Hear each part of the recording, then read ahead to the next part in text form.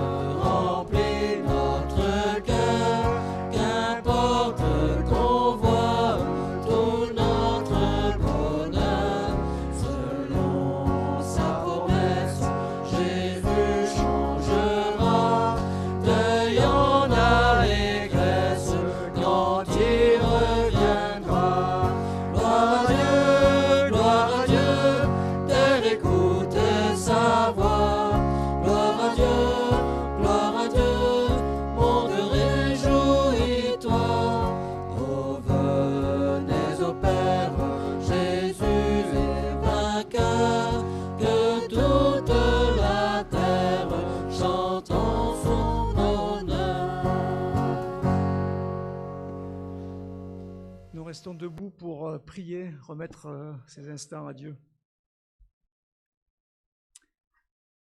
Jésus, tu es le vainqueur, comme le dit ce chant. Et c'est parce que tu as vaincu la mort que nous sommes ici ce matin pour rendre gloire à Dieu. Père, merci d'avoir envoyé Jésus pour nous. Nous voulons te remettre ces moments, Seigneur, afin que nous puissions t'adorer comme tu le souhaites. Nous voulons faire monter vers toi nos louanges, des chants de reconnaissance, notre adoration.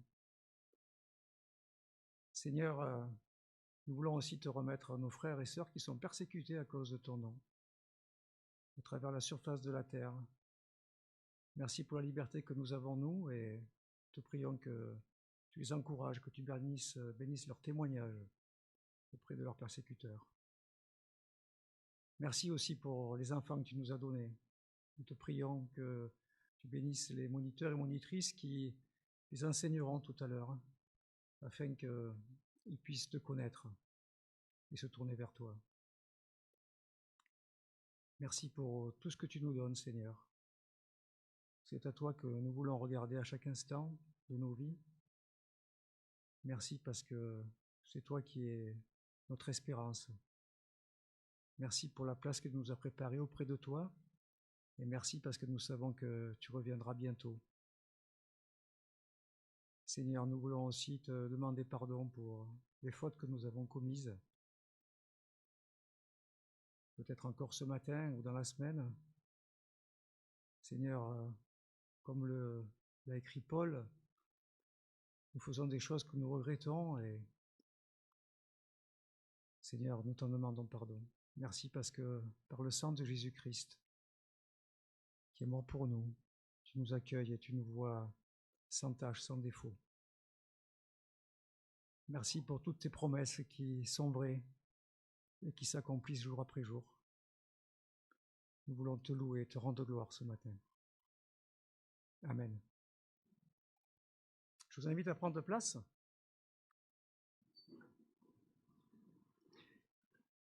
Nous allons maintenant reconnaître Julia et Olivier Perrault, pasteurs de l'Union des Églises évangéliques libres de France dans leur nouveau ministère, qui est le leur dans cette Église évangélique libre d'Avignon. Donc je vais appeler Julia et Olivier, s'ils veulent bien venir ici, ainsi que Florence, la présidente du conseil, et Jérémy Chamard, qui est le représentant de la commission synodale pour l'Union des Églises libres. Je leur laisse la parole le temps de cette cérémonie.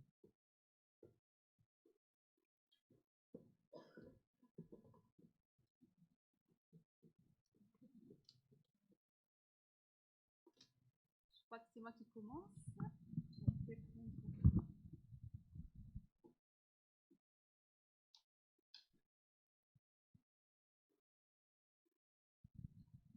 Alors, je vous propose une petite interview pour pouvoir faire mieux connaissance de Julia et Olivier. Donc, à la place d'un discours un petit peu officiel, on a voulu un petit peu changer de modalité et je vais vous demander de venir un peu vers moi, juste pour qu'on soit dans le champ de la caméra qui s'arrête là. Alors voilà, ça sera entre le grand échiquier et le speed dating.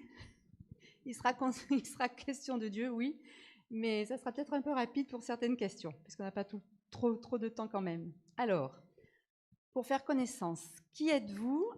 Avez-vous d'autres prénoms, Julia et Olivier? Felicitas. David. Quel est votre âge en moyenne? C'est toi la meilleure main. 37 et demi. Voilà. Et quel est l'âge de Lévi? 2 ans. 2 ans. Où est-ce que vous êtes né et où avez-vous passé votre enfance? Moi, je suis née à Hahn, en Allemagne, et j'ai passé mon enfance à... Ah, c'est gentil.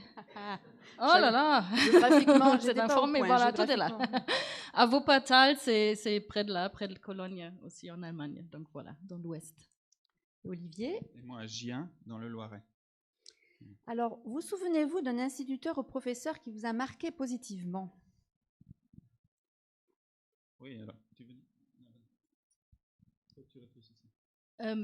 Moi, j'avais beaucoup de bons profs. Il y avait vraiment un bon climat dans mon lycée. Mais je me souviens d'un prof d'allemand qui était... on était très différents parce que c'était un rebelle, un 68ard, athée et tout. C'était vraiment l'opposé de moi. Mais il y avait beaucoup de respect mutuel. Il a toujours cru en moi aussi, vu quelque chose en moi que moi, je n'avais pas vu à l'époque parce que j'étais très timide. Voilà, et on a échangé encore des lettres jusqu'à la fin, jusqu'à sa mort, donc c'était très, très beau. Voilà, moi c'était l'Institut biblique de Nogent, Hutchinson. C'était un prof de psaume, donc beaucoup marqué. Voilà. Alors, quel type d'études avez-vous suivi? Et puis, question subsidiaire, dans le jeu des chiffres et des lettres, lequel de vous prend les chiffres? Moi. Alors, Et définitivement meilleur en maths que moi. Moi, je prends les lettres volontiers. alors, vos études, vous avez fait quoi rapidement? Moi, j'ai fait que des études en théologie, donc à l'Institut biblique de Nogent, 1 an, et ensuite à la faculté on ne voit plus, de Gießen, près de Francfort. Moi, j'ai commencé par la topographie, géomètre topographe. Et ensuite, j'ai continué avec la théologie à Nogent et aussi à Gießen, en Allemagne. Alors, où est-ce que vous vous êtes rencontrés et est-ce que vous avez une anecdote de votre rencontre ou d'une demande de mariage que vous voudriez nous partager? C'est moi qui fais. Vas-y. Vous pouvez dire non. On s'est rencontrés donc à Paris, sous la Tour Eiffel, voilà, à peu près, Nogent-sur-Marne. L'anecdote, c'est toi. L'anecdote, c'est qu'on a passé beaucoup de temps dans la salle de prière de l'Institut biblique de Nogent. Ceci dit, pas pour la prière, mais pour autre chose, mais personne ne le sait. Pour être tranquille. Pour être tranquille, voilà. Alors, votre parcours spirituel, deuxième étape, vers quel âge vous êtes-vous converti? Quel verset retenez-vous de cette époque ou de votre baptême? Moi, je dirais que ma conversion, c'était un processus. Voilà, comme pour beaucoup d'entre nous. Le verset que je retiens, je crois que c'est, je sais pas où c'est, Luc 22 ou quelque chose comme ça. J'ai prié pour toi. Jésus qui dit à Pierre, j'ai prié pour toi afin que ta foi ne défaille point. Je pense que c'est comme ça en français. Voilà, ça m'a... Parce que j'avais beaucoup de questions, beaucoup de doutes dans ma jeunesse jusqu'aujourd'hui. Et ça m'a toujours porté, ce verset-là. Alors là, moi, il n'y a pas un verset particulier pour ma conversion, mais j'ai un verset, c'est ça, c'est la question.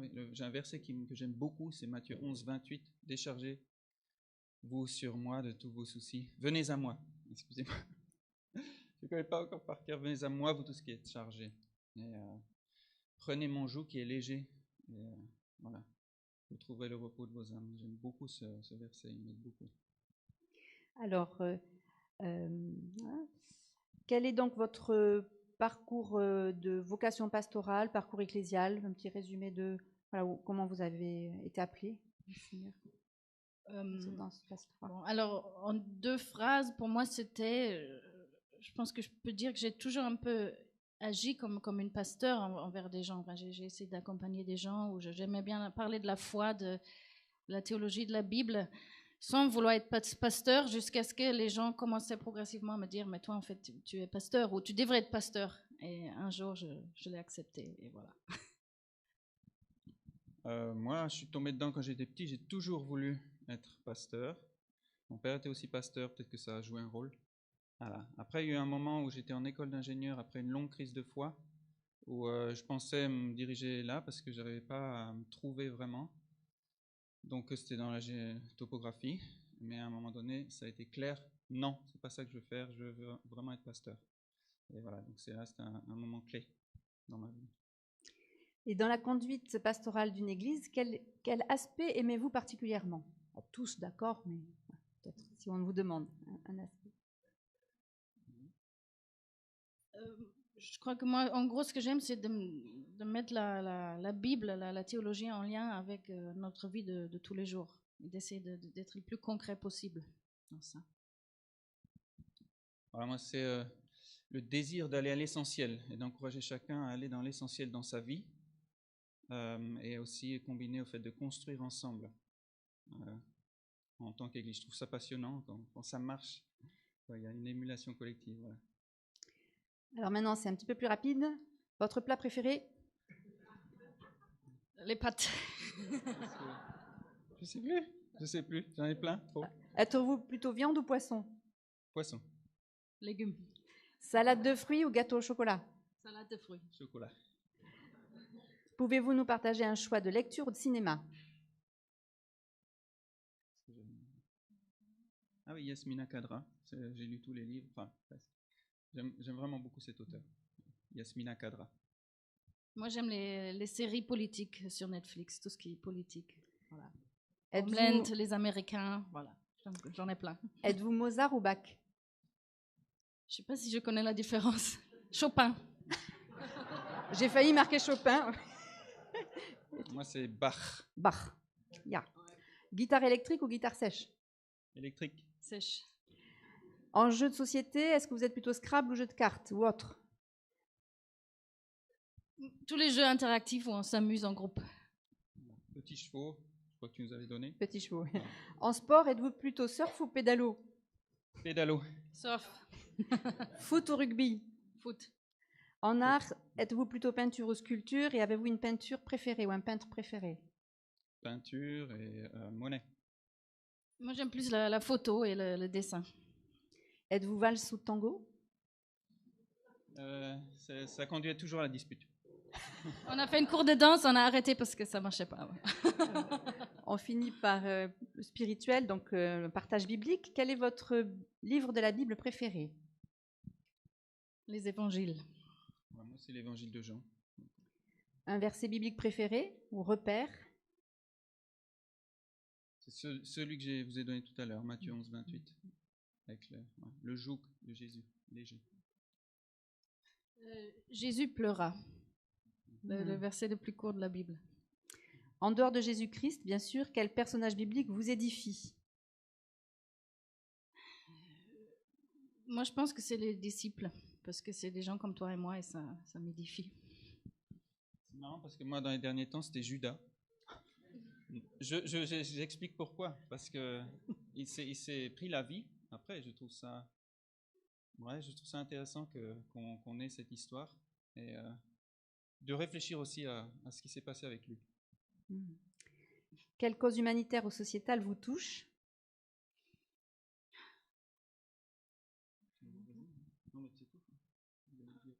Ce qui nous touche beaucoup, c'est ce qui se passe sur la mer Méditerranée avec les réfugiés. Ça, on y pense souvent. Il y en a d'autres, on aura peut-être l'occasion d'en parler. Et puis le combat pour le climat, comment on s'occupe de la création que Dieu nous a confiée, ça c'est aussi important pour nous. Tous les deux, hein, d'accord. Alors, dernière question. Quelle est la principale qualité que vous appréciez chez votre conjoint? Je dis qualité. Pas du défaut, je dis qualité. Alors moi, ce que j'apprécie chez Olivier, c'est j'ai l'impression qu'il me comprend toujours. Même si je ne me comprends pas moi-même, il me comprend. Ah, la plupart du temps. Moi, ce que j'aime beaucoup chez Yulia, c'est qu'elle me fait beaucoup aimer la vie. Elle croque la vie à pleines dents et elle m'entraîne là-dedans. Pouvez-vous nous partager un rêve fou que vous vous réjouiriez de vivre? Moi, j'aimerais bien faire partie d'un collectif d'artistes. On peut rêver là. C'est peut-être pas si fou que ça. Voilà, à voir. Moi, j'aimerais bien, pourquoi pas un jour, fonder ou faire une église avec tous les gens qui ne viennent plus à l'église ou qui n'ont pas trouvé leur place à l'église parce qu'ils pensent qu'ils ne sont pas les bienvenus ou qu'ils croient autrement. Voilà. Et j'aimerais bien vivre en Israël aussi un jour, pour quelques années. Alors voilà. Là, maintenant, je vais demander à Jérémy de regarder la diapo suivante. Voilà. Donc, on espère que le passage de l'Allemagne à la France ne va pas être trop compliqué, qu'ils trouveront l'équilibre. Jérémy nous a fait en stage de pastoral une première prédication où l'accroche, c'était Jean-Claude Van Damme, je m'en souviens encore. Merci Jérémy. Et ensemble, la dernière diapo, on peut la lire ensemble. Bienvenue à bord.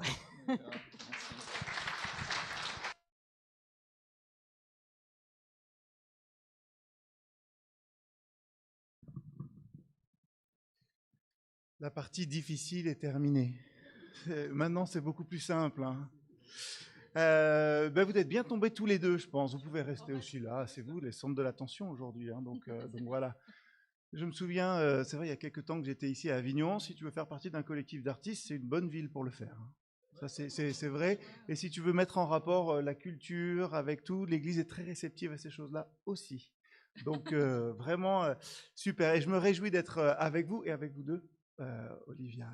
Olivier et Julia. Vous avez donné des deuxièmes prénoms et tout ça, là, ils m'embrouillent. Hein, donc voilà. Olivier et Julia, pour vous installer de manière officielle, c'est plus la fête qu'une cérémonie voilà, bien cadrée, mais quand même, il y a des choses qui sont importantes à rappeler et à vivre, des choses auxquelles vous vous engagez aussi en tant que pasteur de l'Union des Églises libres dans cette église d'Avignon.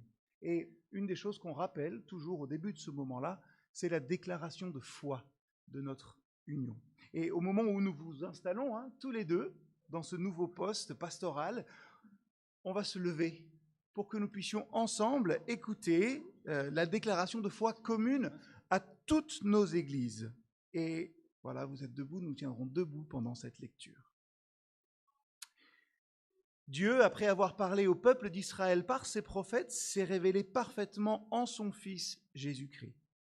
La Bible est l'expression infaillible de cette révélation. Fondée sur cette écriture sainte, en communion avec l'Église universelle et en particulier avec les églises de la Réforme, nous déclarons notre foi en ces termes. Nous croyons en Dieu, le Père, le Fils et le Saint-Esprit, un seul Dieu béni éternellement. Il a créé le ciel et la terre, les choses visibles et invisibles. Il a fait l'homme à son image. L'homme s'est révolté contre son Dieu, encourant ainsi sa colère.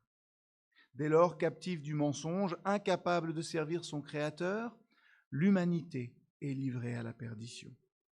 Mais Dieu, dans sa miséricorde, ne l'a pas abandonné à la mort, il a envoyé son Fils dans le monde. Nous croyons en Jésus-Christ, né de la Vierge Marie, vrai Dieu et vrai homme, médiateur d'une alliance nouvelle par laquelle la vérité et la vie sont offertes aux hommes. Il a donné sa vie en sacrifice une fois pour toutes sur la croix. Livré pour nos fautes, il est ressuscité pour notre justification. Il est les prémices de notre propre résurrection. Élevé à la droite du Père, il est l'unique voie du salut. Nous croyons en l'Esprit Saint qui communique la vérité et la vie du Fils à ceux que le Père appelle dans sa miséricorde et sauve par grâce. Unis par l'Esprit au Christ ressuscité, nous devenons enfants de Dieu par la nouvelle naissance. Justifiés gratuitement par le moyen de la foi en Jésus-Christ, nous sommes en paix avec Dieu. L'Église est formée de tous ceux qui sont réconciliés avec Dieu. Habitée par l'Esprit, elle est le temple de Dieu édifié par le Christ. Elle est visible localement dans des communautés qui, nous le croyons, doivent rassembler ceux qui professent leur foi en Jésus-Christ. Après avoir répondu personnellement à l'appel de Dieu, ils s'appliquent à le servir ensemble, conduits par l'Esprit du Christ et soumis à sa parole. L'amour de Dieu étant la source et le fondement de notre salut, nous voulons aimer nos frères et sœurs en Christ et proclamer l'Évangile, sans lequel il n'y a pas de salut. Nous voulons aussi aimer notre prochain en travaillant pour la paix et la justice jusqu'à la venue de notre Seigneur Jésus-Christ, car il reviendra pour juger toute créature et établir son règne. Nous attendons, selon sa promesse, de nouveaux cieux et une nouvelle terre où la justice habitera. Telle est notre espérance.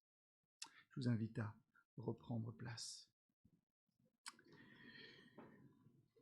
Julia et Olivier, vous à qui l'Église évangélique libre d'Avignon vient de donner sa confiance pour exercer votre ministère en son sein, vous en partagez avec le Conseil la responsabilité, les responsabilités. Vous aurez à prendre part avec le Conseil à la mise en œuvre et à la coordination des divers ministères particuliers que Dieu donne à son Église pour l'accomplissement de sa volonté. Que votre ministère pastoral, entre vous et avec le Conseil aussi, s'exerce dans la collégialité, le discernement, avec la conviction que donne l'Esprit. Et c'est vrai en collaboration aussi avec la commission synodale de l'Union des Églises évangéliques libres, avec vos frères et sœurs en Christ, vous veillerez aussi, comme tu l'as dit Julien, au rassemblement des fidèles, à la célébration du culte. Venez à moi, mon joug est doux, et à l'instruction des enfants et des adultes. Vous participerez autant que vous le pouvez à faire régner l'amour fraternel et à maintenir l'unité de l'Église et de cette Église l'Église libre d'Avignon. Vous garderez les secrets qui vous sont confiés. En toute chose, avec les membres de l'Église, vous vous efforcerez d'être témoins de notre Seigneur. Alors, Julia, ma sœur, t'engages-tu par la force et la grâce que donne notre Seigneur Jésus-Christ à remplir dans la foi et fonder sur l'Évangile le ministère pastoral que l'Église te confie? Oui, avec la grâce de Dieu. Olivier, mon frère, t'engages-tu par la force et la grâce que donne notre Seigneur Jésus-Christ à remplir dans la foi et fonder sur l'Évangile le ministère pastoral que l'Église te confie? Oui. Avec l'aide de Dieu, bien sûr. Voilà, c'est ça. Je ne sais pas s'il fallait le dire.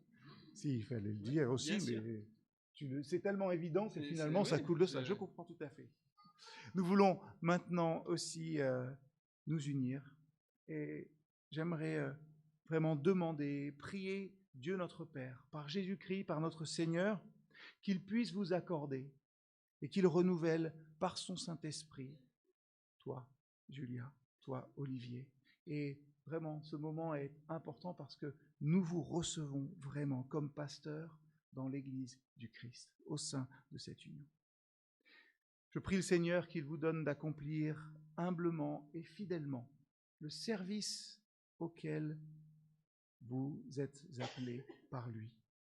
Qu'il garde, le Seigneur, son peuple dans la communion fraternelle, dans l'unité du corps du Christ. Et qu'il vous donne aussi d'accomplir joyeusement votre mission de prédicateur de l'Évangile, l'annonce de la bonne nouvelle. Je vous invite à vous lever avec moi et nous allons nous unir dans une prière d'intercession.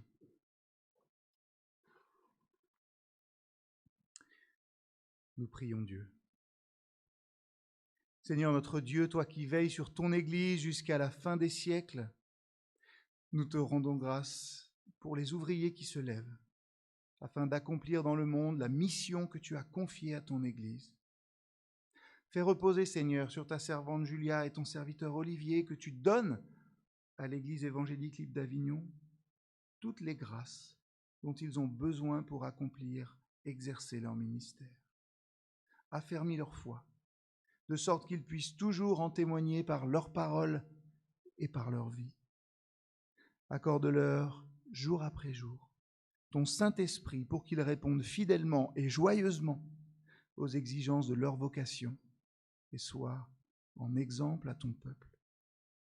Nous t'en prions, Seigneur, inspire et conduis ton Église, préserve-la de tout compromis, garde-la de tout reniement, rends-la fidèle dans l'obéissance, fervente dans la foi, zélée dans l'amour.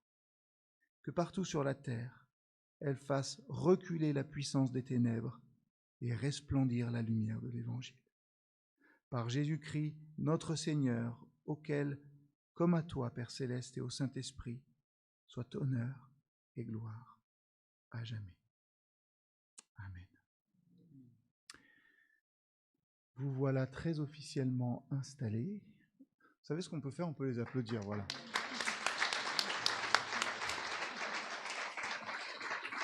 En tout cas,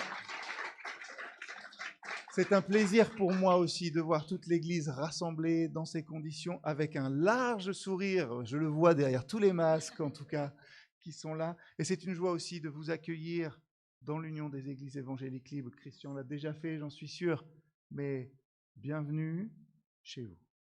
Merci. Merci beaucoup. Merci pour votre confiance. Merci. Pas dispo.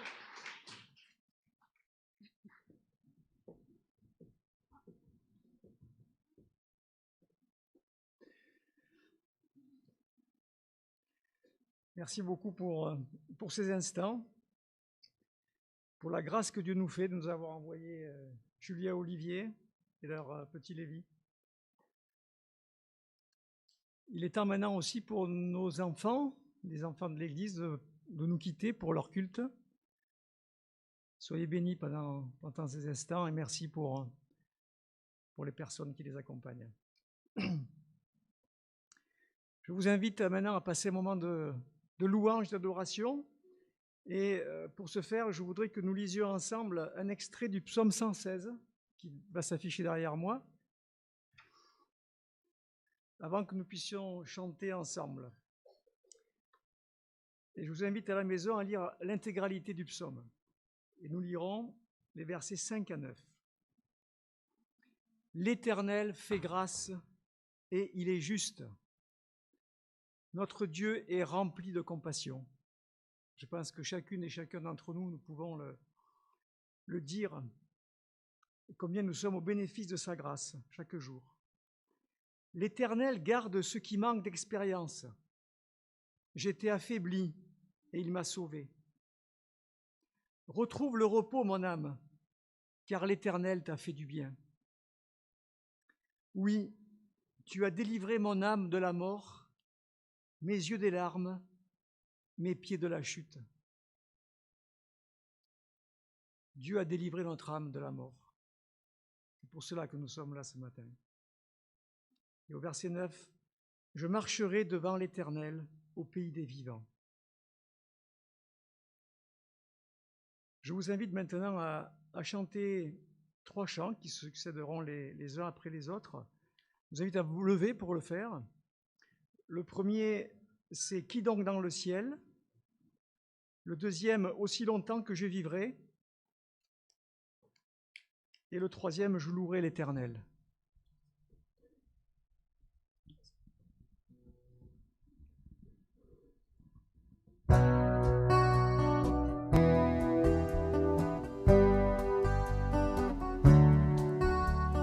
Qui donc dans le ciel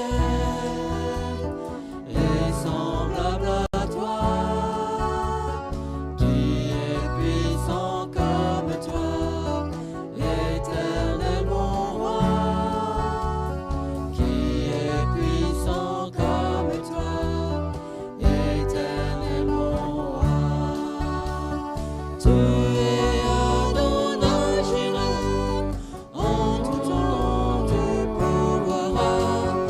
Tu es Adonai Rapha, Éternel tu guériras. Qui donc dans le ciel est semblable à toi, qui est puissant comme toi, Éternel mon roi, qui est puissant comme toi, Éternel mon roi. Tu es Adonai Shammah, tu entends, tu répondras.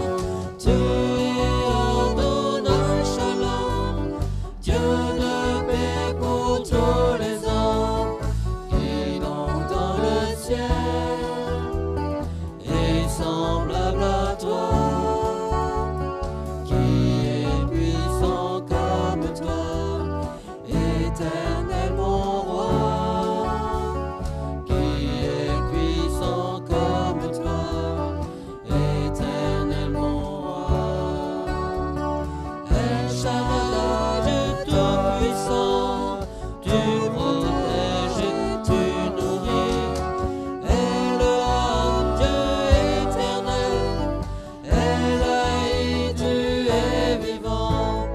Qui donc dans le ciel est semblable à toi, qui est puissant comme toi, Éternel mon roi, qui est puissant comme toi, Éternel mon roi.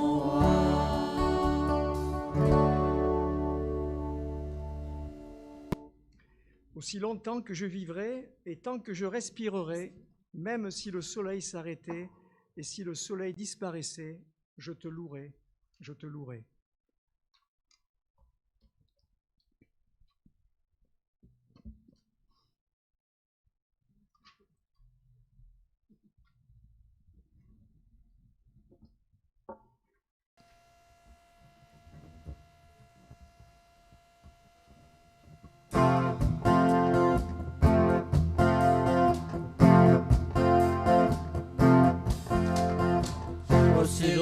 tant que je vivrai, et tant que je respirerai, même si le temps s'arrêtait, si le soleil disparaissait, je te louerai,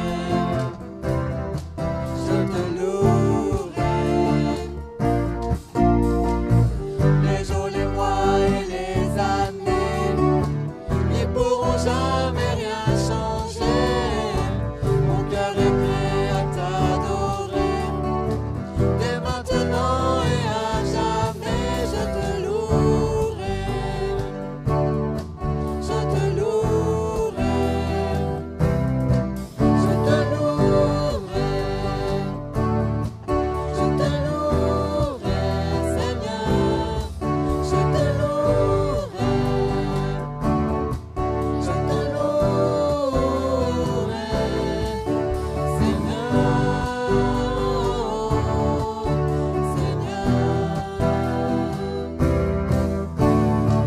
Les étoiles et les océans témoignent au Dieu que tu es grand. Tu renouvelles sur tes enfants ta bienveillance à chaque instant. Je te louerai, je te louerai. J'entends au loin le chant des anges qui portent tes louanges. Leur voix s'élève jusqu'aux cieux. Je vois ta gloire devant mes yeux. Je te louerai, je te louerai, je te louerai, je te louerai,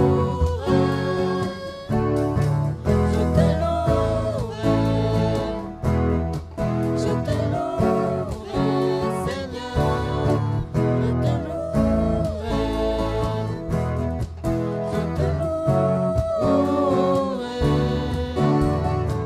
je te louerai, je te louerai, je te louerai, je te louerai, je te louerai, je te louerai, je te louerai, je te louerai, je te louerai.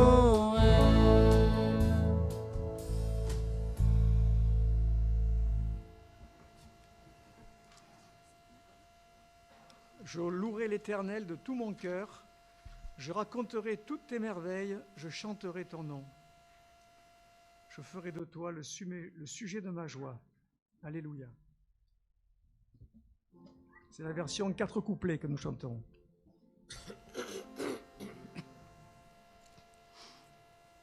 Je louerai l'Éternel de tout mon cœur.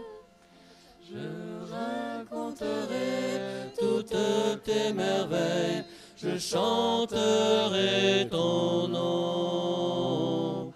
Je louerai l'Éternel de tout mon cœur. Je ferai de toi le sujet de ma joie. Alléluia. Dieu l'Éternel est roi, il règne à jamais. Pour le jugement, il dresse son trône, il jugera la terre. Dieu l'Éternel est roi, il règne à jamais. Le monde verra la force de son bras. Alléluia. Dieu voit les opprimés, il est leur abri, leur refuge au temps des grandes détresses. Son nom est leur salut.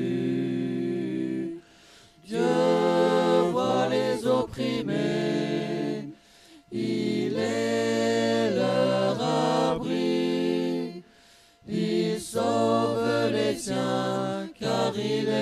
Dieu saint.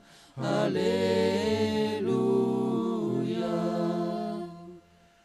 Gloire au Père et au Fils et au Saint-Esprit, au commencement, aujourd'hui, toujours, et au siècle des siècles. Gloire au Père et au Fils et au Saint-Esprit, d'une éternité à l'autre éternité. Alléluia.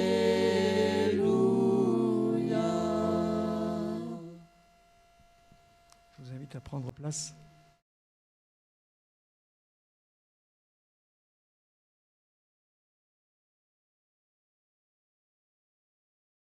Nous aurons maintenant un temps de louange.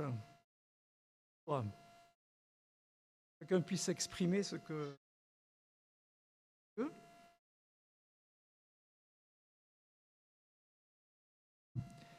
En fait, c'est une photo d'un parc naturel allemand, le parc de la Rhône.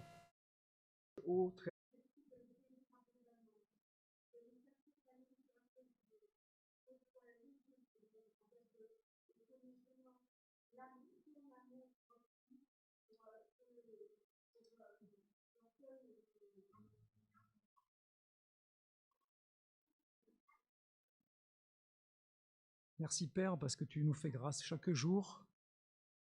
Tu es juste, rempli de compassion et fidèle. Merci pour tout ce que tu nous donnes. Merci parce que tu nous as fait la grâce de nous envoyer Julia et Olivier. Te prions que tu les bénisses. Que chaque jour ils puissent chercher ta face pour discerner ta volonté, pour pouvoir t'obéir. Merci de nous les avoir envoyés, merci pour leur complémentarité aussi. Je suis émerveillé de voir dans les couples que tu formes que les différences ne doivent pas être des oppositions, mais des complémentarités. Merci parce que tu pourvois de dons différents pour le service et le bénéfice de ton Église, Seigneur. Seigneur, je veux te prier maintenant pour mon frère Jérémy Chamard qui va nous apporter ta parole, afin que tu le remplisses de ton esprit, qu'il nous dise ce que tu as préparé pour nous, que nous sachions aussi accueillir ta parole, l'écouter, obéir et mettre en pratique. Tout cela pour ta gloire, Seigneur. Je te prie au nom de Jésus. Amen.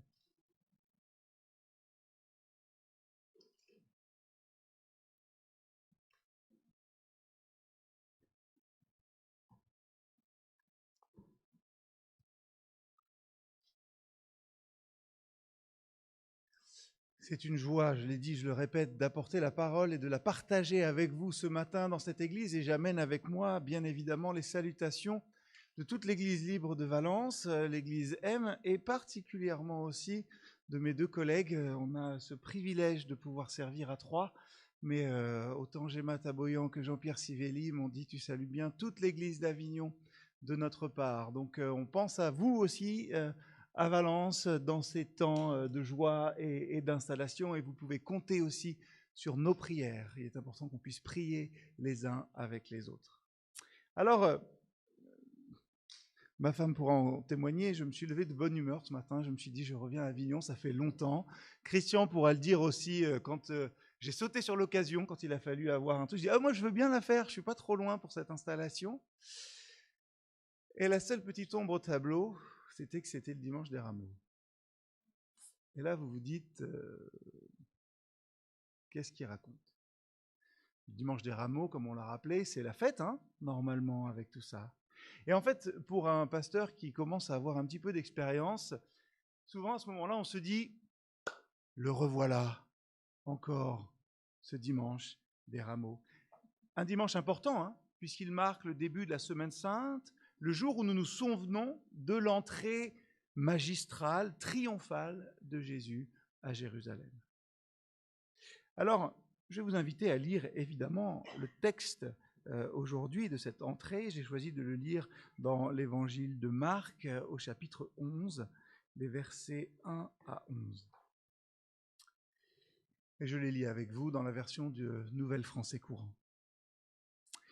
Quand ils approchèrent de Jérusalem, près des villages de Bethphagée et de Béthanie, ils arrivent vers le mont des Oliviers.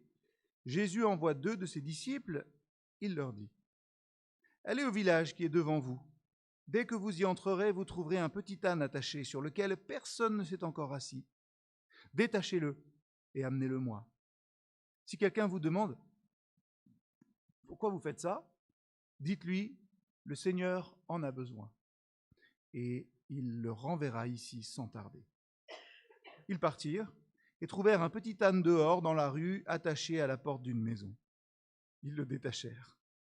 Des gens qui se trouvaient là leur demandèrent : « Que faites-vous ? Pourquoi détachez-vous cet ânon ?» Ils leur répondirent ce que le Seigneur avait dit, et on les laissa aller. Ils amenèrent l'ânon à Jésus, ils posèrent leur manteau sur l'animal, et Jésus s'assit dessus. Beaucoup de gens étendirent leurs manteaux sur le chemin, et d'autres y mirent des branches vertes qu'ils avaient coupées dans la campagne. Ceux qui marchaient devant Jésus et ceux qui le suivaient criaient : « Hosanna ! Que Dieu bénisse celui qui vient au nom du Seigneur. Que Dieu bénisse le règne qui vient, le règne de David notre Père. Hosanna au plus haut des cieux. » Jésus entra à Jérusalem dans le temple. Après avoir tout regardé autour de lui, il partit pour Béthanie avec les 12 disciples, car il était déjà tard.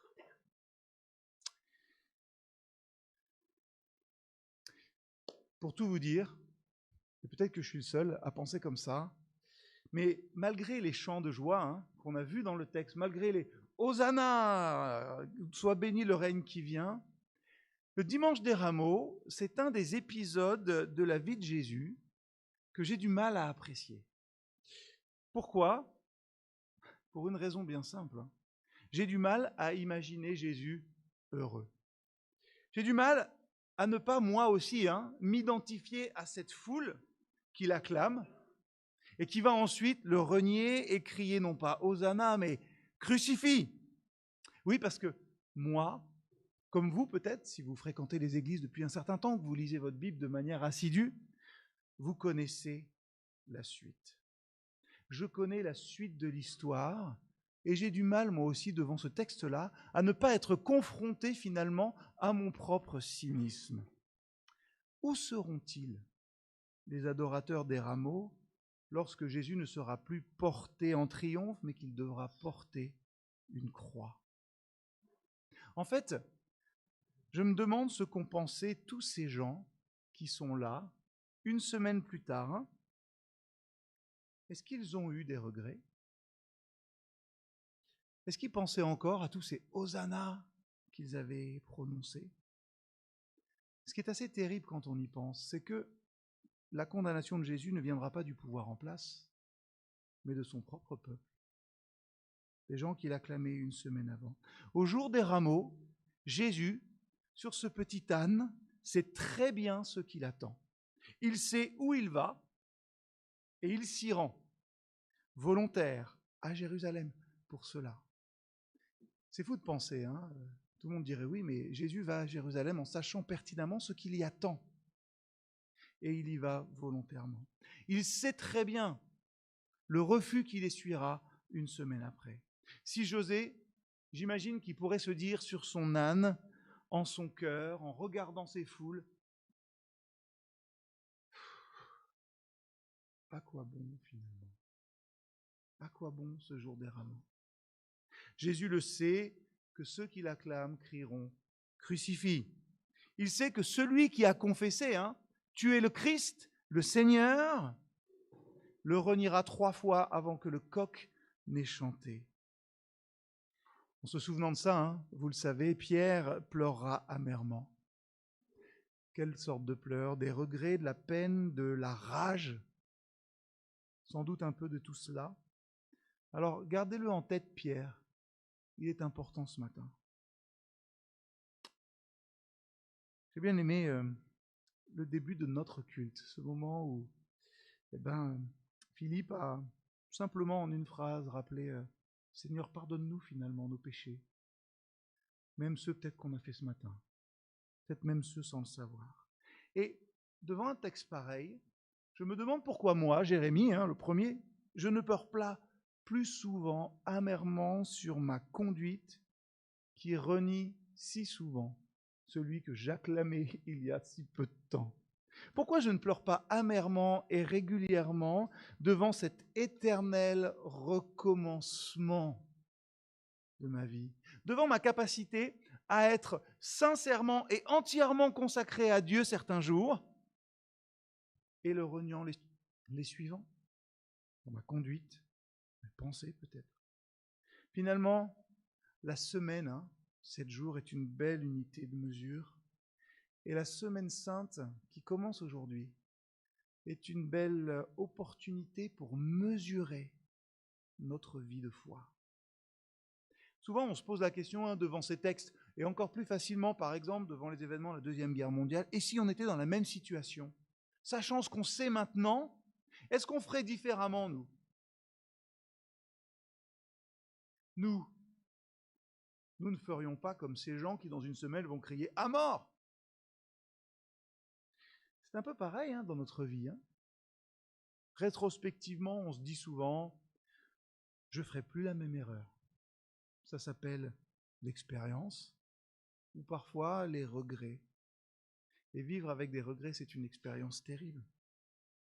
En fait, nous aimons penser que si nous avions l'opportunité de revenir en arrière et de faire les choses différemment, peut-être, nous le ferions. En tant que personne plus mature, plus sage, nous ferions des choix complètement différents. Parce que nous aimons nous penser comme un bon millésime, vous savez. Avignon, capitale des Côtes-du-Rhône, c'est ça ? Comme un bon millésime qui se bonifie avec l'âge. On pense qu'on est des meilleures versions de nous-mêmes, finalement, maintenant.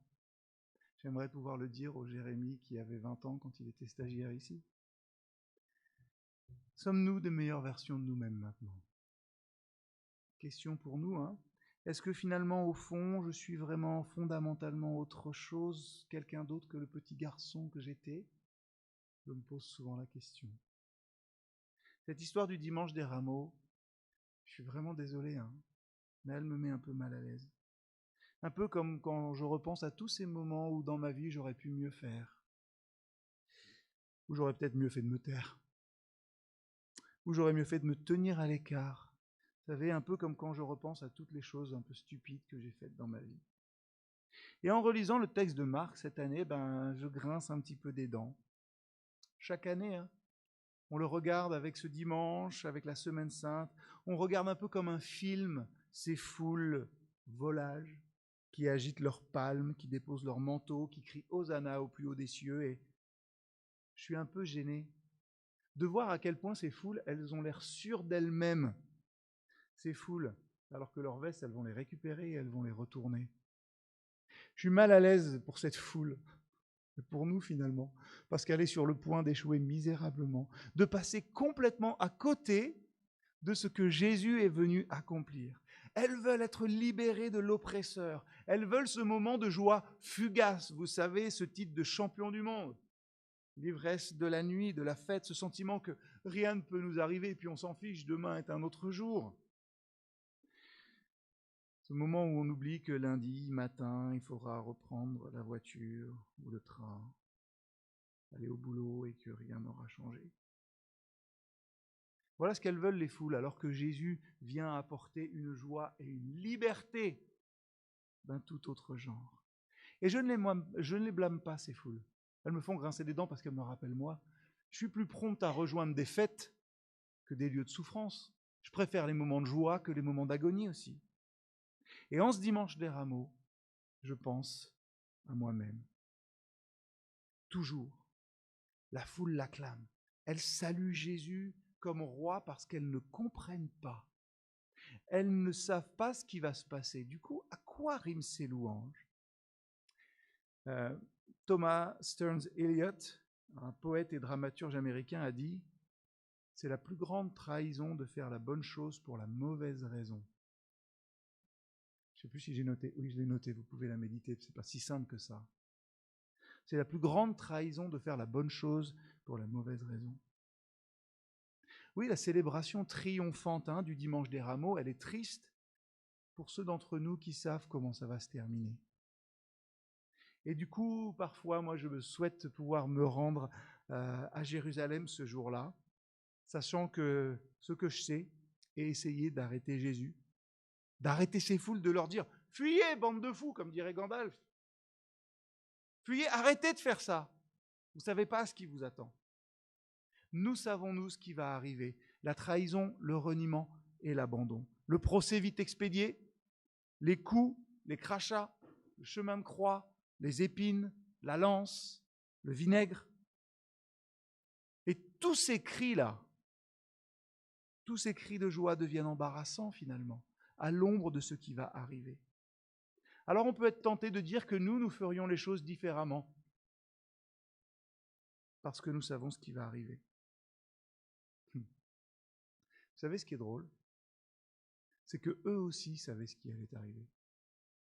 Les disciples savaient ce qui allait se passer. Jésus leur a dit plus d'une fois, il leur a dit qu'il serait trahi, qu'il serait remis entre les mains des autorités à Jérusalem et qu'il devrait souffrir et mourir. En fait, nous n'en savons pas beaucoup plus que les disciples. Et avant de blâmer les disciples de ne pas l'avoir arrêté, nous devrions nous rappeler qu'il y en a un quand même qui est intervenu. Celui que je vous ai demandé de ne pas oublier. Vous savez, Pierre, là. Pierre a écouté ce que Jésus disait en Marc 8, versets 31 à 34, et plus explicitement encore en Matthieu 16, versets 21 à 24. Je vais le lire avec vous.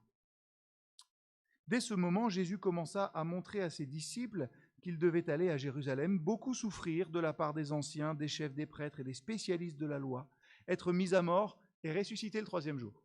Il savait tout. Alors Pierre le prit à part et se mit à le reprendre en disant « Que Dieu t'en garde, Seigneur, cela ne t'arrivera pas. » Mais Jésus se retourna et dit à Pierre « Arrière, Satan, tu es un piège pour moi, car tes pensées ne sont pas les pensées de Dieu, mais celles des hommes. » Que dit Pierre? Pierre, il dit « Mais n'entre pas à Jérusalem, Jésus. C'est là que les prophètes se font tuer et tu es trop important pour qu'on te perde et pour que tu perdes la bataille. Tu es Christ, le Messie, le Seigneur, tu es amour. On doit certainement pouvoir faire quelque chose pour éviter cela. » Et aujourd'hui commence ce que l'on appelle la Semaine Sainte. Et elle est terrible, vous le verrez, parce qu'elle semble un peu téléguidée. C'est une marche implacable d'événements inévitables. Et quand Pierre essaye d'en parler à Jésus, celui-ci ne l'a pas tapé dans le dos en lui disant « T'as raison. Merci l'ami. » Jésus a dit « Arrière, Satan. »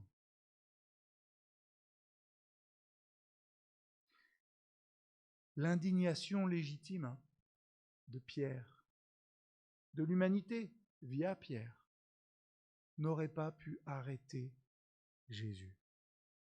Aucune bonne intention, aucune once de noblesse, aucune piété, aucune pitié, rien n'aurait pu arrêter Jésus qui va et qui se rend volontairement à Jérusalem pour y mourir pour nous.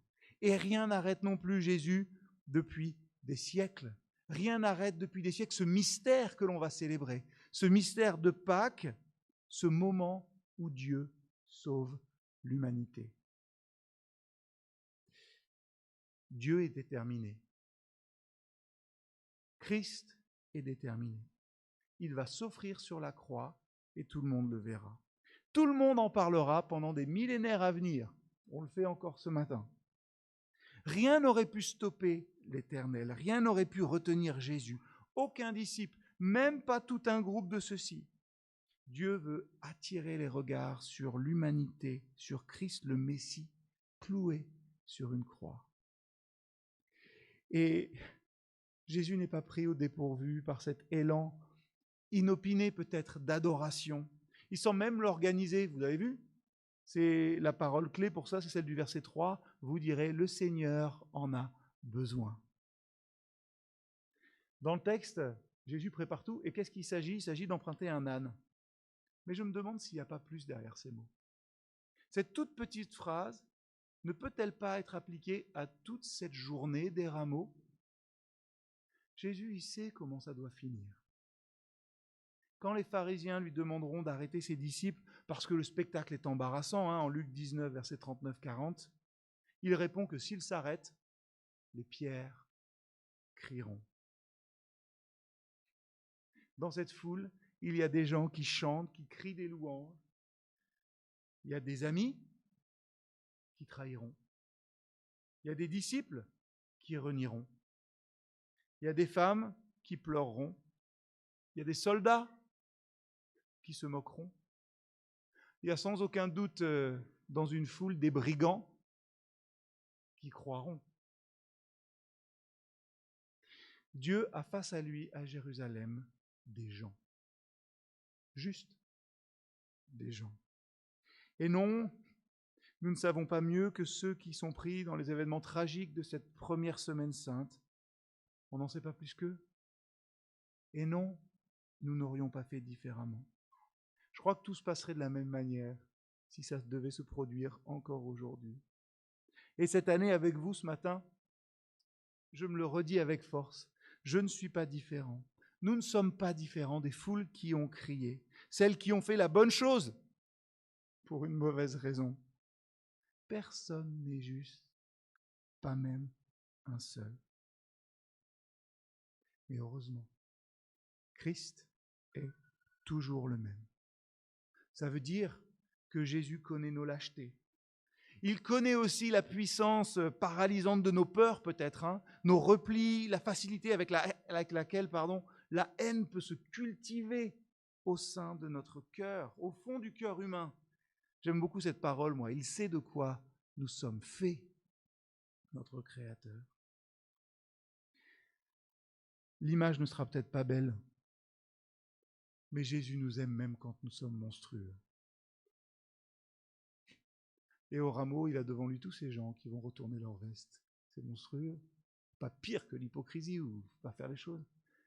Dieu nous aime même quand nous sommes monstrueux. Il ne détourne pas le regard.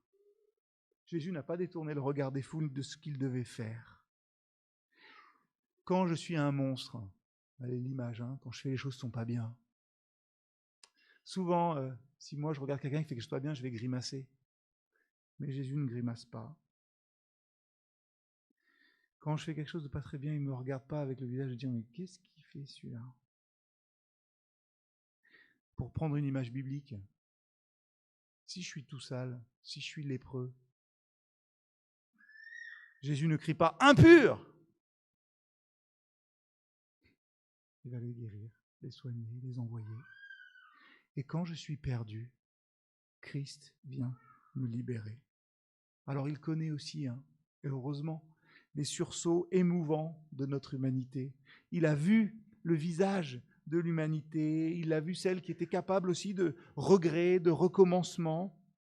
On a des récits dans l'Évangile de cela.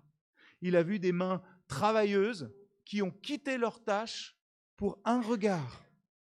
Les disciples, par exemple. Il nous connaît aussi, et c'est Marion Muller-Collard qui dit ça, comme chercheur de lumière. Dans nos ténèbres, on cherche cette lumière qui est là. C'est peut-être aussi pour ça qu'il choisit ses disciples au bord d'un lac, avec une journée avec le jour qui décline. Nous, si nous savons tout à l'avance, c'est vrai, nous serions qui sont comme ceux qui sont dans la rue à Jérusalem à ce moment-là. Nous crierions « Hosanna » avant, quelques jours plus tard, de crier « Rends-nous Barabbas !» Et finalement, elle est là, la bonne nouvelle. Ces gens de l'histoire de la Semaine Sainte, c'est des gens comme nous. Et nous sommes les gens que Dieu est venu sauver. Dieu n'est pas devenu humain. Dieu n'a pas habité parmi nous en Jésus pour sauver simplement des gens qui se seraient améliorés. Seulement ceux, vous savez, qui ne font jamais rien de mal ou jamais rien de faux. Il n'y a pas de version améliorée de l'humanité qui aurait pu faire autrement que cette foule au rameau. Nous n'irons pas jusqu'à la croix avec lui. Il y va seul. Mais aujourd'hui encore, je crois qu'il a besoin que nous montrions le visage de l'humanité qu'il a aimée. Donc, pour chacun d'entre nous, n'attendons pas d'être parfaits pour communier, pour nous engager, pour nous faire baptiser peut-être. N'attendez pas de connaître la confession de foi de l'Union des Églises évangéliques libres par cœur, d'en avoir compris toutes les subtilités pour vous engager. Nous sommes invités à venir comme nous sommes devant Christ. Et c'est quelque chose, je pense, qui est magnifique dans notre appel aussi. On vient avec ce qu'on est. Et Dieu nous appelle, nous aime et nous appelle comme nous sommes, avec ce que nous sommes. Nous sommes invités à venir à lui tels que nous sommes. Il n'y a pas de version améliorée de nous-mêmes. Nous sommes ceux que Dieu est venu sauver. Et rien ne peut arrêter ce qui va arriver. Le Seigneur a besoin finalement de nous regarder aussi, chacun, les yeux dans les yeux, et qu'on arrive à supporter son regard.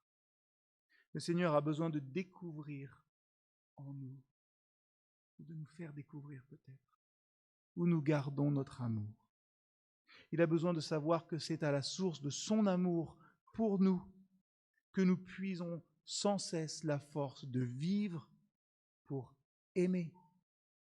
Et peut-être en premier, effectivement, ceux qui en ont un peu marre de l'Église ou d'entendre parler des différentes choses. Le Seigneur a besoin de lire dans nos vies qu'il n'était pas vain qu'il vienne, qu'il prenne ce risque immense de venir proclamer l'amour comme seule loi. On ne dit pas assez peut-être que le Seigneur, même s'il fait tout, a besoin de nous. Le Seigneur a besoin de nos joies, de nos révoltes, de nos peines, de nos amitiés pour prolonger aussi au cœur de nos vies humaines sa présence entière et à chaque instant.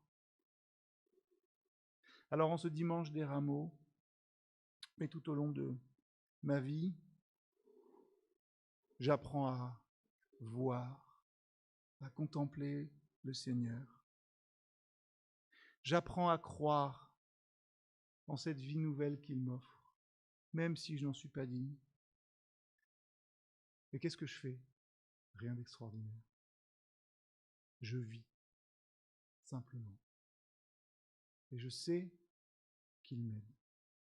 Je sais que quand je suis un monstre, le Seigneur ne grimace pas.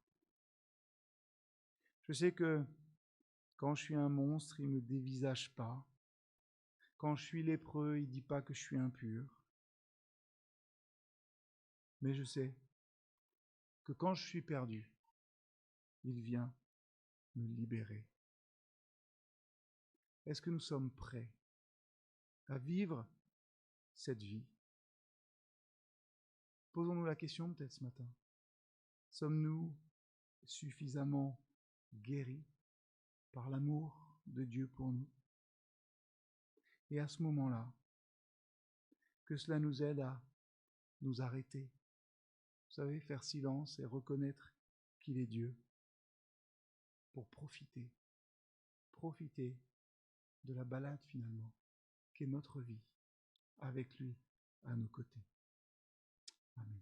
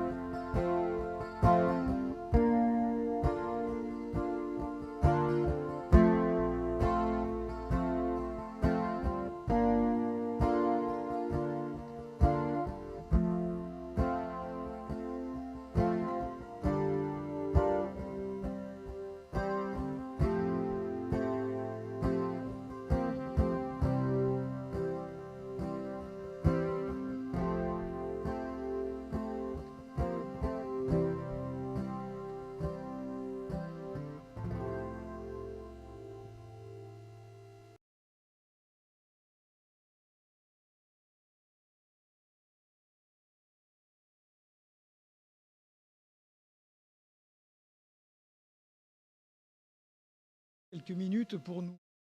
Parce que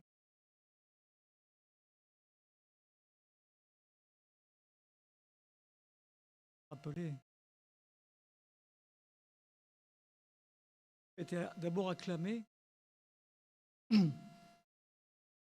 Après.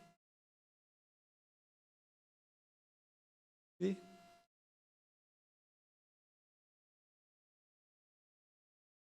partagerons pas le pain et le vin pour des raisons sanitaires, mais nous allons prendre quand même quelques minutes pour nous rappeler de ce que Jésus a fait, du sacrifice qu'il a accompli pour nous.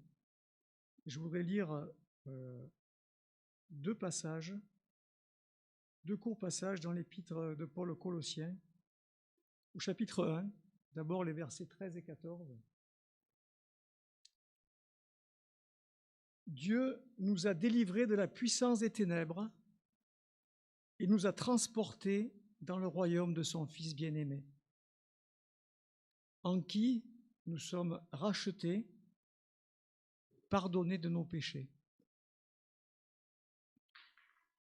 Et un petit peu plus loin, les versets 20 à 22.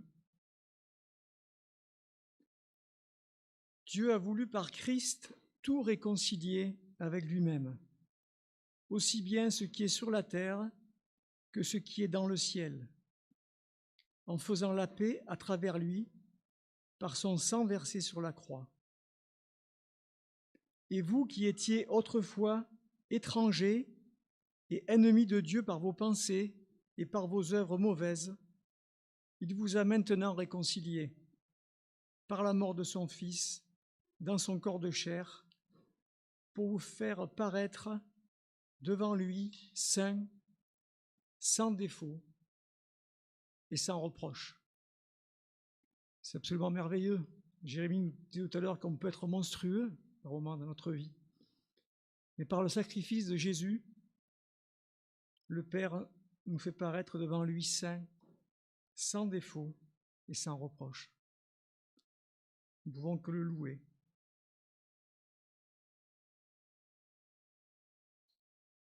Jésus a versé son sang qui est symbolisé par le vin. Son corps a été rompu, symbolisé par le pain. Il nous a laissé ces symboles en souvenir. Je vous propose de prier ensemble.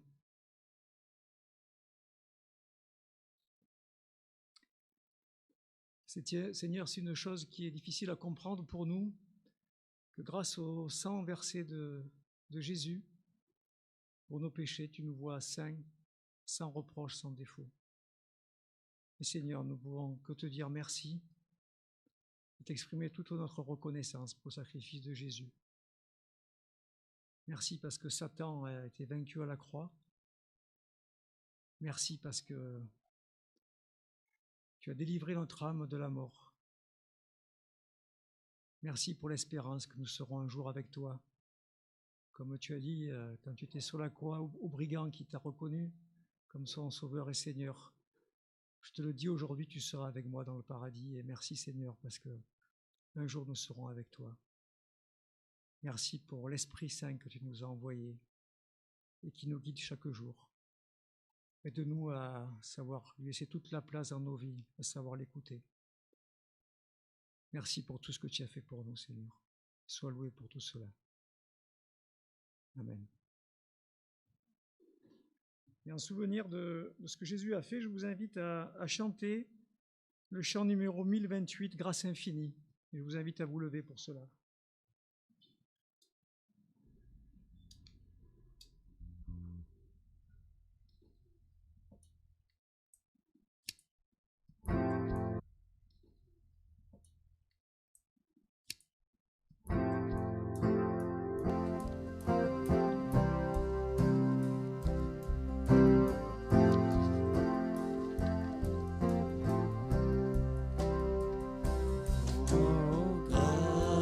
Infini qui va sauver un pécheur tel que moi. J'étais perdu, il m'a trouvé.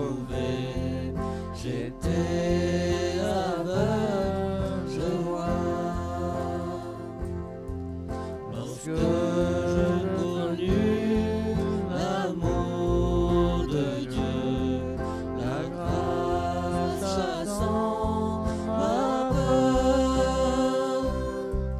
Oh, que ce jour fut glorieux et très doux pour mon cœur.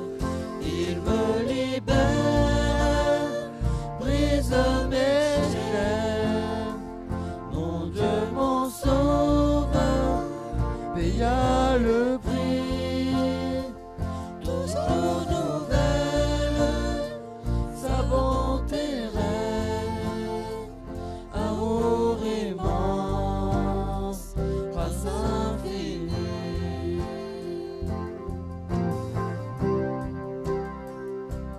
À travers la peur, fardeau, souci, déjà je suis passé. De Dieu la grâce m'a jusqu'ici soutenu, consolé.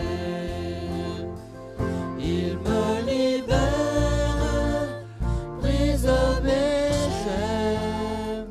Mon Dieu, mon sauveur, paya le prix. Toujours nouvelle, sa bonté reine, amour immense, grâce infinie.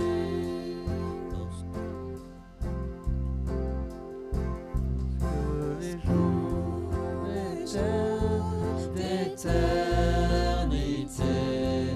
en Dieu tous nous serons, mais ne pourrons pas épuiser les jours qui resteront. Il me libère, brise mes chaînes. Mon Dieu, mon sauveur, paya le prix.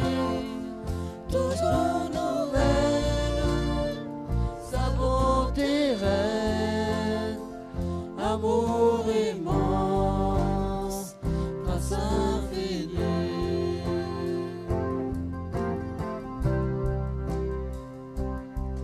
La terre fondra comme la neige, le soleil s'éteindra. Mais Dieu qui montrait dans son cortège sera toujours à moi. Il me libère, brise mes chaînes. Mon Dieu, mon sauveur, paya le prix. Toujours nouvelle, sa bonté reine, amour immense, grâce infinie.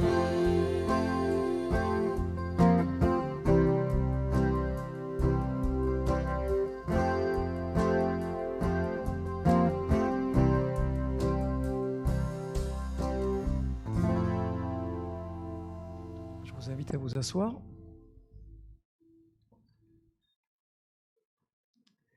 Nous arrivons vers la fin de notre culte et nous voulons partager quelques informations concernant la vie de l'Église. Je rappelle que la boîte pour les offrandes se trouve à la sortie, à la porte ici, qui est à votre droite.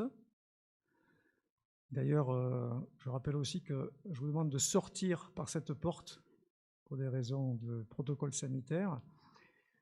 Donc, merci de mettre votre offrande dans la boîte rouge qui est en forme de cœur sur la table à côté de Christian. Concernant la vie d'église, les annonces s'affichent derrière moi. Donc, mercredi 31 mars à 19h30, il y aura l'Assemblée générale des deux associations, l'association culturelle de l'Église évangélique libre d'Avignon et l'association cultuelle de l'Église évangélique libre d'Avignon, ceci par Zoom, puisque c'est difficile de se réunir. En principe, les votes ont été clos. J'espère que le quorum a été atteint. Le quorum a été atteint, donc l'Assemblée générale pourra avoir lieu. Et ensuite, le premier nouveau conseil se réunira à l'issue de l'Assemblée générale. Vendredi 2 avril à 21h, il y aura une méditation sur le vendredi saint en Zoom, qui est proposée par Olivier, je crois, et Julia, pardon. Dimanche 4 avril, 2 cultes sont proposés. Alors, est-ce que Julia, Olivier, un de vous veut venir donner quelques détails, peut-être, s'il vous plaît?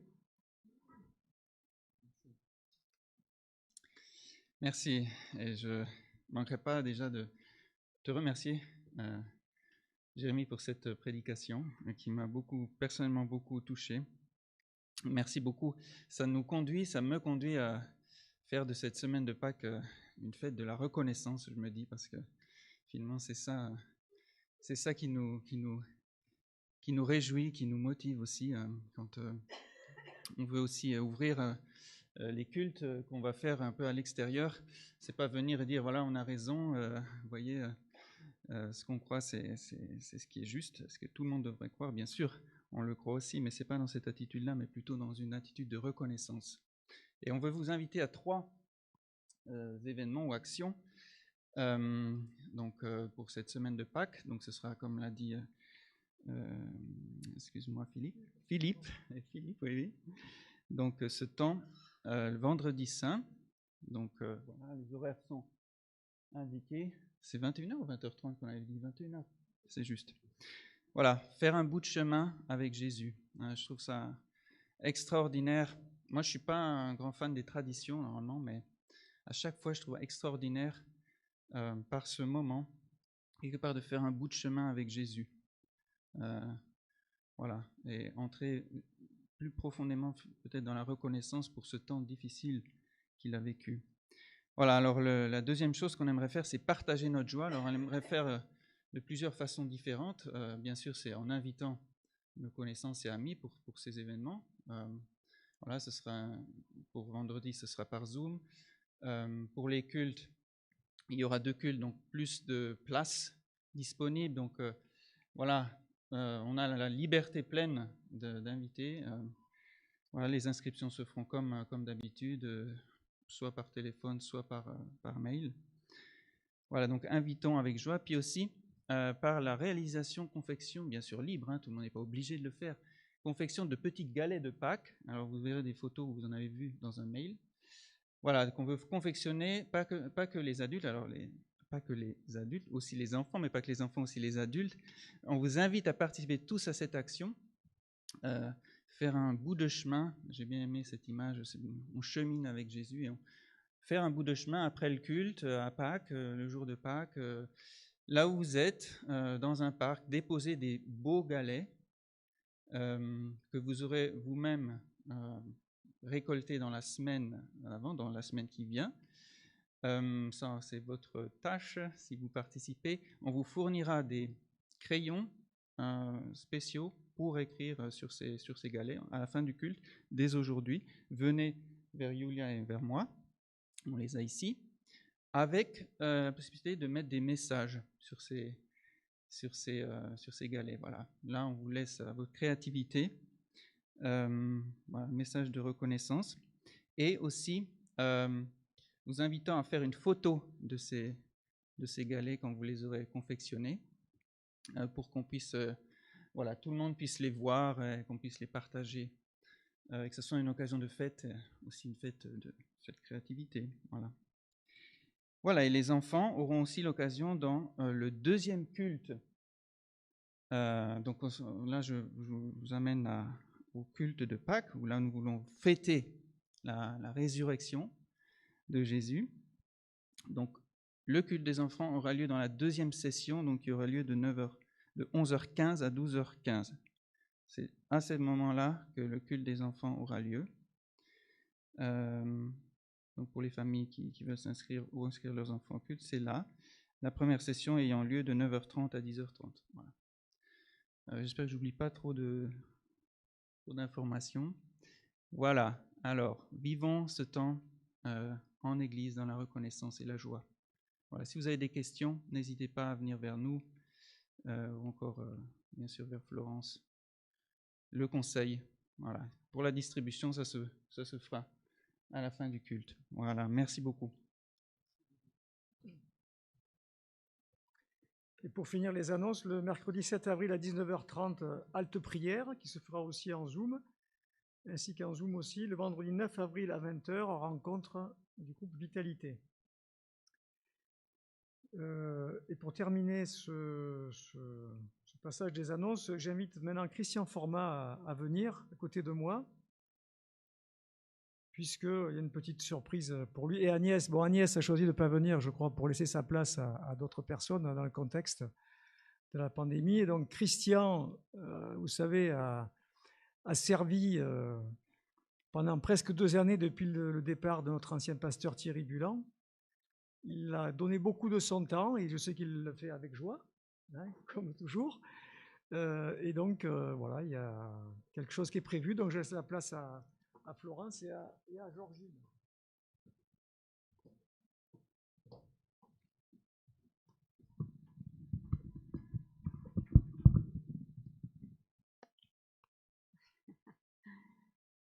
Ça se voit à la télé des fois, hein, on enlève le masque et les lunettes qui partent. Alors, on voit à tous que les 2 conseils, représentés par Georgine et par moi-même, mais pour relayer la gratitude de tous ceux qui ont été au bénéfice du pastorat de Christian, on s'était déjà réjouis, on l'avait déjà remercié au moment de la passation un petit peu, où il y avait l'arrivée de Julia et Olivier et le dernier culte officiel d'aide d'Yves Pisan. Mais la gratitude, c'est quelque chose qui est concret, en tout cas ça peut l'être, et on te remet donc l'enveloppe où il y a la petite somme de quelque chose comme 2500 € qu'on veut pour que vous fassiez un beau voyage avec Agnès. Et vraiment on est content, autant on a demi-temps avec Julia et Olivier, là je crois qu'on a eu un double temps bénévole avec Christian, et ça a débordé probablement sur la vie de famille aussi, donc c'est aussi pour Agnès. Et puis on te remet voilà, un petit carnet de voyage pour toi et pour Agnès, où il y a un petit mot de chaque conseil dans chaque cahier, pour que vous vous souveniez aussi qu'on vous remercie. Encore une fois, c'est à... Voilà. Encore une fois, c'est à moi de vous remercier pour votre patience de m'avoir supporté, déjà pendant 2 ans, et puis pour la joie que vous m'avez donnée. C'est vraiment agréable de servir le Seigneur quand on est entouré de frères et sœurs comme vous. Voilà. Merci pour ça, et puis merci pour le cadeau. Voilà. Alors, Julia, tu rêvais de partir en Israël. Qui sait, peut-être ce sera notre destination. On te racontera en attendant que toi tu puisses le faire. Merci.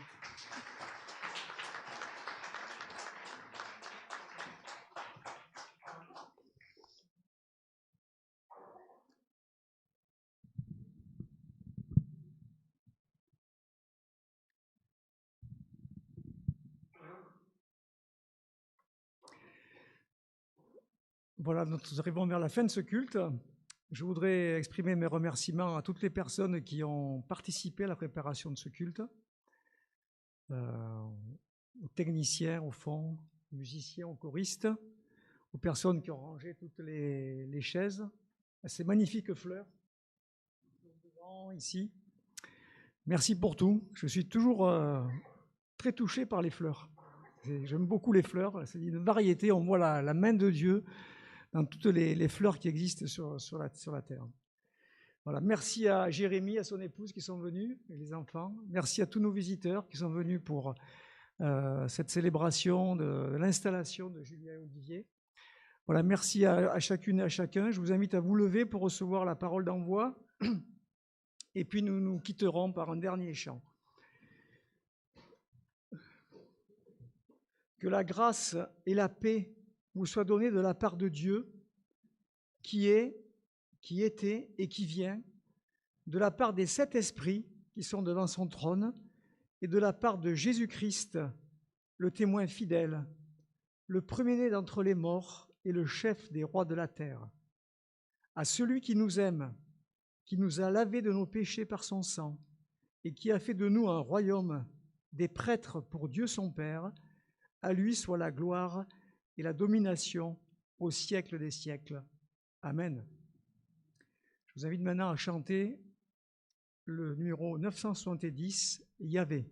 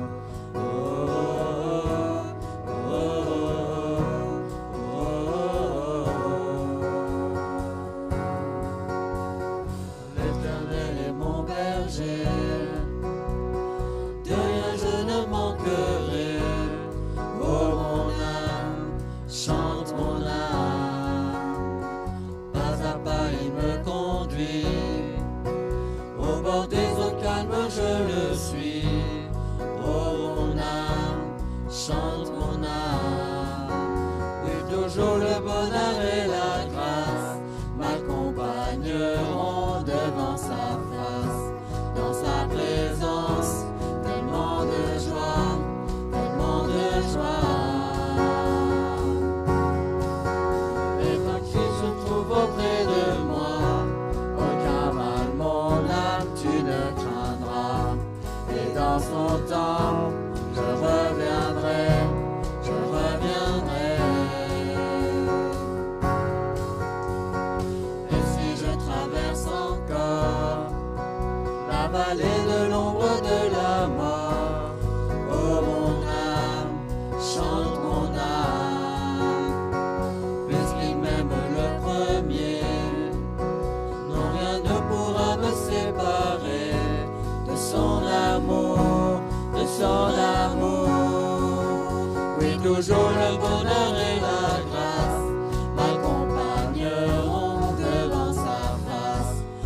présence, tellement de joie, tellement de joie.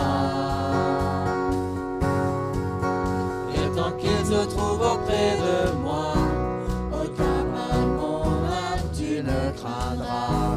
Et dans son temps, je reviendrai. Yahweh, Yahweh, tu fais briller sur moi ton soleil. Yahweh, Yahweh, ta lumière chasse au loin les ténèbres. Yahweh, Yahweh, ta parole éclaire mon sentier. Yahweh, Yahweh, Yahweh.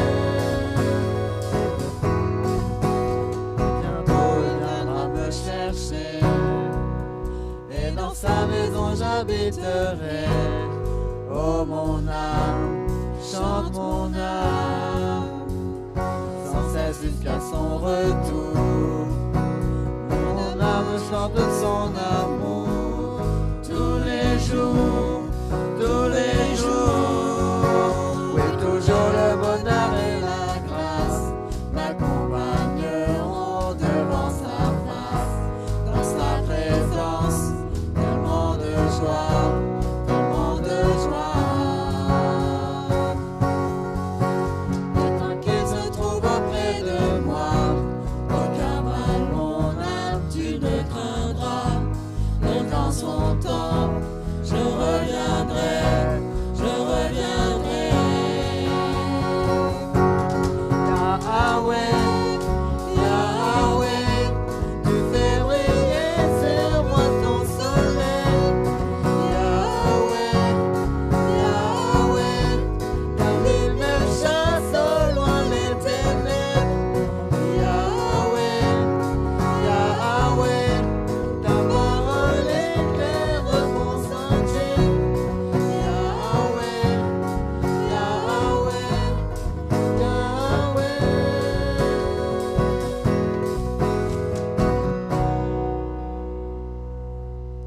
dimanche et bon retour à chacune et à chacun.